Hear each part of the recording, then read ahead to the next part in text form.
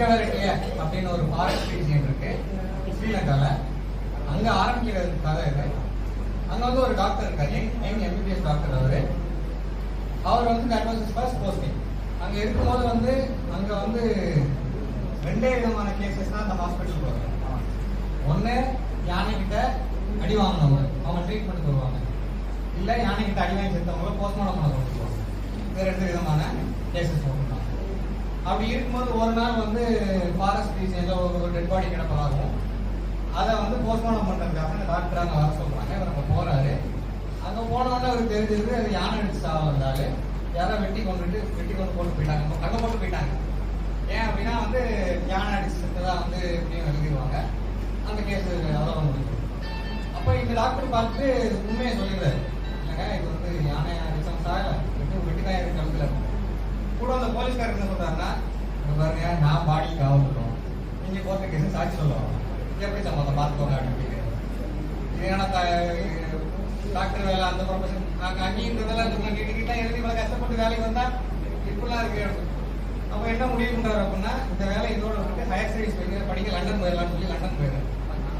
லண்டன்ல higher studies முடிச்ச உடனே கனடாவில் வந்து ஒரு ஆப்பர்ச்சுனிட்டி வருது. மகப்பேறு சிறப்பு மருத்துவம் படிக்கிறாரு. அங்கே கூப்பிடுறாங்க. அங்கே கனடான உடனே ஒரு ஹியூமன் டெவலப்மெண்ட் டெக்ஸ்ட்ல டாப்ல உள்ள ஒரு கண்ட்ரியே அங்கே வேலை கிடைச்சா என் வேணும்னு சொல்றேன்னு அங்கே போயிடுறாரு. ஆனால் அவருக்கு என்ன தெரியாது அப்படின்னா, அங்கே வந்து கனடாவோட நார்த் ஈஸ்ட்ல வந்து நியூ ஃபவுண்ட்லேண்ட்னு சொல்லி ஒரு இடம் இருக்கு. நியூ ஃபவுண்ட்லேண்ட். அந்த நியூ ஃபவுண்ட்லேண்ட்ல இருந்து ஒரு 400 மைல்ஸ்ல தான் அந்த டைட்டானிக் ஷிப் ஆக்சிடென்ட் ஆகும். அங்கே வந்து குளிர் வந்து -30 டிகிரி 40 டிகிரி போயிடும். இந்தியாவில் உள்ள கிளைமேட்டு ஆல்மோஸ்ட் சிமிலராக தான் ஸ்ரீலங்காவில் இருக்கும். இந்த மாதிரி ஒரு இடத்துல இருக்கு. ஒருத்தர் வந்து சரியான விவரம் இல்லை. அந்த கதை வந்து 90s நடக்குது, 1990s. அங்கே போயிடுறாரு, அந்த ஊருக்கு வேலைக்கு போயிடுறாரு. Anyways that was refreshing experience from compared to Sri Lankan experience. இங்கே இருந்துட்டு அவர் அங்கே பெட்டராக இருக்குன்னு நினைக்கிறாரு. அங்கேயும் 2 விதமான கேசஸ் தான் ஆகும். என்ன அப்படின்னா, பெரும்பாலும் பணிக்குள்ள சிக்கி கை விரல்கள் கால் விரல்களை வந்தவங்க ட்ரீட்மெண்ட் வருவாங்க. அந்த அளவுக்கு குளிராங்க. அப்புறம் இல்லை பனி நமாட்டி இருந்தவங்கள போஸ்ட்மார்ட்டத்துக்கு கொண்டு வருவாங்க. அவர் ஒரு மகப்பேறு மருத்துவர் அப்படின்றதுனால அவர்கிட்ட ட்ரீட்மெண்ட்டுக்கு வர்ற பெண்கள் வந்து ரொம்ப தூரத்தில் இருக்கு. 200 மைல் 300 மைல் தெரியும். Phars country. இந்த ஒரு ஊரில் 100 பேர் 200 பேர் தான் இருப்பாங்க. அந்த ஊர்களில் வந்து வீடுகளில் கதவுகளை கூட்டவே மாட்டாங்க. இந்த சென்ஸ் கூட்டு போட்டு மாட்டாங்க. கறந்து வச்சிருப்பாங்கல்ல, கூட்டு போட்டு கொட்ட மாட்டாங்க. ஏன் அப்படின்னா, நீங்க வெளியில எங்கேயோ போயிருக்கீங்க, யாரோ வந்தாங்க அப்படின்னா வெளியில வெயிட் பண்ண முடியாது. அவ்வளோ குளிர். திறந்து அவங்களே கிட்ட திறந்து கூட வந்து பார்த்துருவாங்க. அந்த மாதிரி வரும்.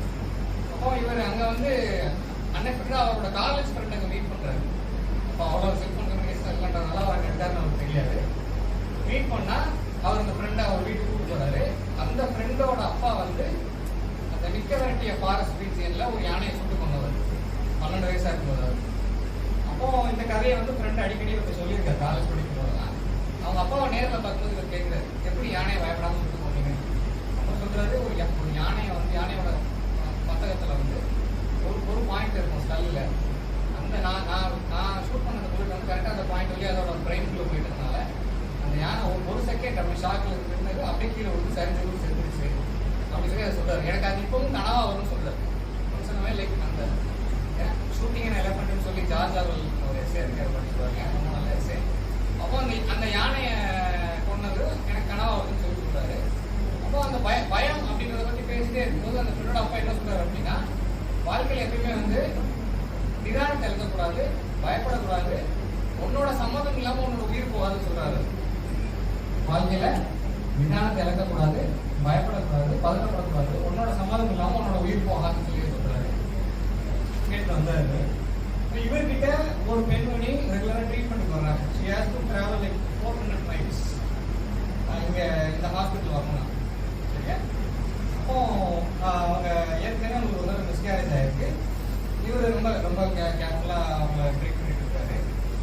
அந்த ஊரில் ஒரு என்ன பேட் ஓவன் சென்டிமெண்ட் அப்படின்னா வந்து அவங்க ஒரு தடவை ஒரு அட்வான்ஸ் கண்டிஷனில் தான் ட்ரீட்மெண்ட் வந்து ஆல்மோஸ்ட் நியரிங் டேட் பண்ணீங்க. ஒரு சிசேரியன் தான் பண்ணி எடுக்கணும். குழந்தை வந்து பெருசாக இருக்கு.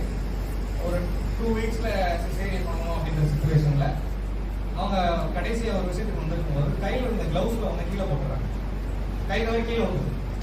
அந்த ஊரில் என்ன சென்டிமெண்ட் அப்படின்னா, அப்படி 2 க்ளவுஸில் வந்து விழுந்தா அது வந்து ஒரு பேட் ஓமனா, அது ஒரு கெட்ட சர்மமா நினைக்கிறாங்க. கையில வந்து இன்னொரு க்ளவுஸையும் வந்து கீழே போட்டுட்டு அவர் சொன்ன டேட்ல வேண்டாம், இன்னொரு டேட் கொடுங்கன்னு சொல்லி கேட்குறாங்க. எக்ஸசைஸ் எனக்கு எந்த டேட் ஃபிக்ஸ் பண்ணியிருந்தாலும் அது வேண்டாம், இன்னொரு டேட் கொடுங்கன்னு சொல்றாங்க. பட் அன்பார்ச்சுனேட்லி அதுக்கு முன்னாடி அந்த குழந்தை வயிற்று இறந்து போயிருக்காங்க. ஸோ அவங்க தன்னோட முட்டாள்தனத்தை நினைச்சு ரொம்ப ஃபீல் பண்றாங்க. ஒரு க்ளவுஸ் கொடுத்ததுக்காக நான் டேட்டா மாற்றி கேட்குறேன், இப்படி ஆயிடுச்சுன்னு சொல்லிட்டு. ஸோ ஒரு 2 years later she gets pregnant again. இப்பவும் திரும்ப வந்து அவங்க ட்ரீட்மெண்ட்டுக்கு தான் வர்றாங்க. அப்போ இந்த டைம் அவர் என்ன சொல்லிடுறாரு அப்படின்னா, டெலிவரிக்கு நீங்க இங்கே வர வேண்டாம், நான் அங்கே வந்துடுறேன், 400 kilometers நான் அங்கே வந்துடுறேன்னு சொல்லிடுறாரு. அண்ட் வந்து இவர் கிளம்புற அன்னைக்கு ஒரு ஸ்னோ ஸ்ட்ராங் ஒயிட் அவுட்னு சொல்லுவாங்க. லைக் நீங்கள் ஹைவேஸில் வந்து மிடில் ஆஃப் த ஹைவேல இருக்கீங்க அப்படின்னா எந்த பக்கம் திரும்பினாலும் ஒயிட்டாக தான் இருக்கும் road. Unless there is an electric pole on those sides, you won't be able to see whether there is a road or not, or whether you are on road or not. ரோட்ல இருக்கீங்களானே தெரியாது, எல்லாமே பனியாக மூடப்பட்டு. அப்படி ஒரு snow strong இருக்கிற அன்னைக்கு அவர் கார்ல இங்க இருந்து அங்கே கிளம்புறாரு அந்த ஊருக்கு. அங்கே போறேன்னு சொல்லி அவரோட ஃப்ரெண்டுக்கு தகவல் சொல்றாரு. ஃப்ரெண்டு கேட்கிறாரு, உனக்கு தகவல் தெரியுமா தெரியாதா, நீ ஸ்னோ ஸ்ட்ராங் இருக்கிற அன்னைக்கு இருக்குது ஒருக்கிட்ட அப்படின்னு சொல்லி கேட்கிறாரு. நீ டேட்டை மாற்றி வைன்னு சொல்லி சொல்றாரு ஃபோன் பண்ணி. இல்லை லாஸ்ட் டைமே வந்து அவங்க குழந்தை இறந்து போச்சு, நீங்க நான் போகல அப்படின்னா அண்ட் டாக்டர்ஸ் கண்டுபிடிக்கிறது கஷ்டம்.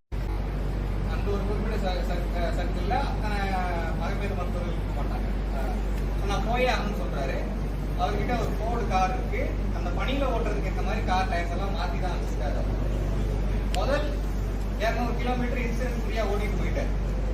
அதுக்கப்புறம் அந்த பனிகளுக்கு வேகம் அதிகமாயிடுச்சு. ஸோ அவரோட லைக் வெரி ஸ்லோலி ஒரு பாயிண்ட்டுக்கு மேலே வந்து வண்டி நம்ம டிராஃபிக்ல ரொம்ப டிராஃபிக்ல போகிற மாதிரி தான் போயிட்டு இருக்காரு. அவர் ரோடு சரியில்லையேன்னு கெஸ் பண்ணும் ஒரு பாயிண்ட்ல வண்டி கவுந்துருக்கு.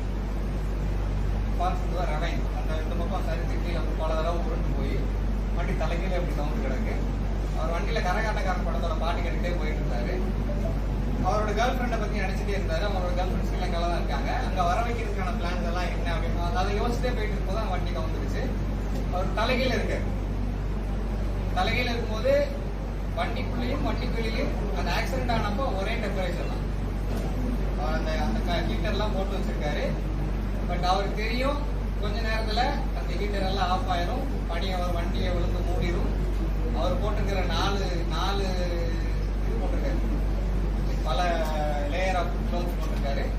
அதெல்லாம் தாண்டி குளிர் வந்து அவர் உடம்ப பிடிச்சு அவரை வந்து அவரோட உயிரை எடுத்துரும் அப்படின்றது அவருக்கு தெரியும். அவரோட ஃப்ரெண்டோட அப்பா சொன்னதான் நினைக்காரு, பதட்டப்படாத, நிதானத்தை இழக்காத, சம்மதம் இல்லாம உயிர் போகாது அப்படின்றத அவர் நினைச்சுக்கிறாரு. அட் சேம் டைம் அவருக்கு வந்து பணியில உறைஞ்சு செத்தவங்களை போஸ்ட்மார்ட்டத்துக்கு கொண்டு வந்த அந்த இதெல்லாம் அவருக்கு அதுதான் ஞாபகத்துக்கு வருது. திரும்ப அந்த மாதிரி விஷயம் ஆகுது. அப்போ ஒரு தடவை வந்து அவர் என்ன கதை கேள்விப்பட்டாரு அப்படின்னா, பணியில தன்னோட கைவிரல்களை இழக்க வேண்டி வரும்னு சொல்லி ஒரு சுச்சுவேஷன்ல ஒருத்தர் தான் வளர்த்த நாயை கத்தியால குத்தி அதோட வயிற்றுக்குள்ள கையை நுழைச்சு அதோட ரத்தத்துல தன்னோட கையை நினைச்சு தன்னோட கைகளை காப்பாத்திட்டாரு அப்படின்னு சொல்லி. ரெவனன்ட் படம் யாராவது பார்த்தீங்களா? இந்த ரெவனன்ட் படம் யாரும் வருது இல்லையா? சரி, அந்த மாதிரி கதைகள்லாம் ஞாபகம் வந்துட்டே இருக்கு. அவர் வந்து பிழைப்பாரு அப்படின்ற நம்பிக்கை கொஞ்சம் கொஞ்சமா குறைஞ்சி அவர் ஒரு டாக்டர் இல்லையா, எல்லாத்தையுமே ரேஷனலாக யோசிக்கிறார், எவ்வளவு நேரத்துல என் உயிர் போகும் அப்படின்ற மாதிரி. அப்படி யோசிச்சுட்டே இருக்கும்போது அவரோட கார் கதவை யாரோ தட்டுறாங்க. கார் தலைகீழ கிடக்கு, டார்ச் வச்சு அடிச்சு பாக்குறாங்க. அடிச்சு பார்த்துட்டு அந்த டோரை தட்டுறாங்க. அவரு திரும்பி வந்து அந்த ரோலரை இது பண்றாரு, லைக் எட்டி பிடிக்க ட்ரை பண்றாரு. அவர்கிட்ட வர முடியல. அவர் வந்து கையில ஒரு பெட்ஸ் வச்சிருக்காரு, ஆணி கொடுத்து வச்சிருப்பாங்கல்ல அந்த மாதிரி ஒரு கிட்டு கொண்டு வச்சிருக்காரு. அதை வச்சு டோர் கதவை ட்ரை பண்ணி ஓப்பன் பண்றாரு. திறந்து உள்ள வந்து சீட் பெல்ட் அறுத்து எடுத்து அவர் வெளியில் எடுத்துட்டு வர்றாரு. லைக் அவரால் நம்ப முடியல, இவ்வளவு பனி சூழ்ந்த ஒரு இடத்துல, இப்படி ஒரு ஆக்சிடென்ட் நடந்த இடத்துல ஒரு மனுஷன் வந்து ஒருத்தனை காப்பாற்ற வந்திருக்கான். ஏன்னா அது ரிஸ்க். அவர் வண்டியை பண்ணிட்டு வந்திருக்காரு அப்படின்னா அவர் he's taking even bigger risk. அப்போ அப்படி ஒருத்தர் வந்திருக்கான் அப்படிங்கிறத அவர் நம்ப முடியல. அவர் பிடிச்சி அவரை இழுத்துட்டு போறாரு பனி மேல. தண்ணிக்குள்ள முக்கிட்டு இருக்கிற ஒருத்தனை நீங்க வந்து கை காலெல்லாம் பிடிச்சி இது பண்ண தலைமுடியே தான் பிடிக்கணும் அப்படிம்பாங்க. நீங்க அவனை கை குத்திங்க அப்படின்னா உங்க உயிர் போயிடும். அவன் பிடிச்சவங்க உள்ள இருந்துப்பான். இவர் அவர் பின்னாடி இருந்தா இழுத்துட்டு போறாரு. பின்னாடி இருந்து பனி மேல இழுத்து அந்த மேல கொண்டு போய் அவர் வந்து ஒரு பெரிய ட்ரக் வச்சிருக்காரு, பிக்கப் ட்ரக் சொல்லுவாங்க இல்லையா, அந்த மாதிரி ஒரு ட்ரக் வச்சிருக்காரு. அதுல உட்கார வச்சுட்டு இவர் பேச ட்ரை பண்றாரு. பேச வேண்டாம், அமைதியா இருந்து அவர் சொல்றாரு, அமைதியா இருக்கு சொல்றாரு. வண்டியை ஸ்டார்ட் பண்ணி ஓட்டிட்டு போறாரு. வண்டியில் உள்ள ஹீட்டுக்கு இவர் கொஞ்சம் நார்மலான உடனே இவருக்கு ஒரு கப்பில் வந்து காஃபி ஊற்றி கொடுக்குறாரு அப்படின்னு சொல்லிட்டு. அப்போ ஒரு பேச ட்ரை பண்ணி, நீ பேச வேண்டாம் சும்மா காஃபி குடிச்சுட்டு பேச. உடனே அவர் கேட்கிறாரு, என்ன எப்படி என்ன பார்த்தீங்க அப்படின்னா, ஒரு லைட் வெளிச்சம் தெரிஞ்சது, நேராக கடிச்சது. நான் ரோட்டில் வரும்போதே பார்த்தேன், லைக் கவுந்து கிடந்த காரில் இருந்து லைட் வெளிச்சம், அதை பார்த்து நான் வந்தேன்னு சொல்லி சொல்றாரு. அவர் கேட்கிறாரு, நீங்க ஏன் நிப்பாட்டினீங்க உங்க வண்டியை?